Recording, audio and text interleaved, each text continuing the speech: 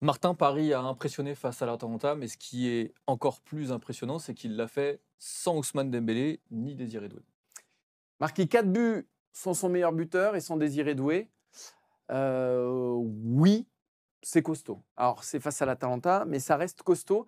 Et en fait, pour moi, ce que ça démontre, c'est la marge qu'a le Paris Saint-Germain face à 90% des équipes de Ligue 1 ou de Ligue des Champions. Et l'Atalanta fait partie de ces 90%-là. Je pense qu'aujourd'hui, il y a des solutions. Il y a Kvara, il y a Barcola. Alors là, ils ont tenté Mayoulou en pointe. Ça n'a pas été une réussite pour moi, mais sans doute qu'on y reviendra. Mais c'est pas grave. C'est-à-dire que Mayoulou en pointe, où tu mets n'importe qui, tu te mets toi en pointe, je pense, du Paris Saint-Germain ce Alors, soir. Je pense que le PSG met quand même une raclée parce qu'il y a une marche folle dans les systèmes de jeu, dans ce qu'on propose du gardien jusqu'aux ailiers. Et ça suffit pour démonter l'Atalanta Bergame. Ce sera peut-être une autre paire de manches face au FC Barcelone. il y a Je Marseille avant quand même.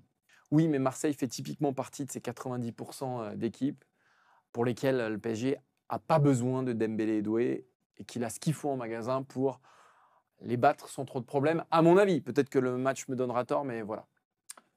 Bah, c'était la question qu'on se posait. On attendait de voir justement ce PSG au niveau européen pour voir comment il se débrouillait sans ces deux joueurs-là. Je pense qu'effectivement, il y a une force collective qui est telle que le PSG a beaucoup, beaucoup de marge et qu'effectivement, ça risque d'être très compliqué, y compris pour l'Olympique de Marseille, même si l'Olympique de Marseille a fait un plutôt bon match face au Real Madrid.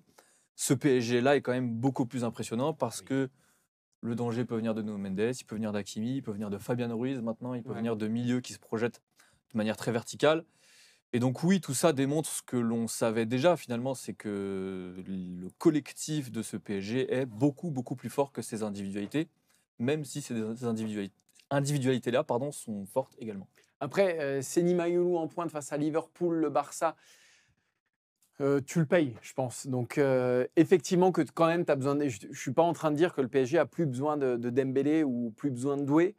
Je pense simplement que, effectivement, face au Barça, face à Liverpool, face au Bayern, face à Arsenal, tu ne peux pas te passer de joueurs. Et d'ailleurs, tu regardes la phase à partir des huitièmes l'an dernier, Dembélé a quand même quelquefois fait la différence. Mais il n'est pas vital dans la séquence actuelle du Paris Saint-Germain. Il n'est pas vital au mois de septembre, au mois d'octobre, au mois de novembre. Il le sera à partir des huitièmes, des quarts, des demi. Et aujourd'hui, honnêtement, oui, Paris peut largement faire sans lui. Tu parlais de l'adversité, l'Atalanta, on peut aussi dire que c'est une équipe qui a joué son jeu, c'est-à-dire qu'elle a joué haut. Oui. Et peut-être que ces deux joueurs-là, Dembélé et Doué, vont manquer face à des équipes qui vont jouer beaucoup plus bas, de manière Mm. beaucoup plus regroupée. Ce qui est important de souligner aussi, c'est qu'il n'est pas certain que l'OM joue de cette manière-là dimanche. Et c'est pour ça que c'est très intéressant de voir cette rencontre.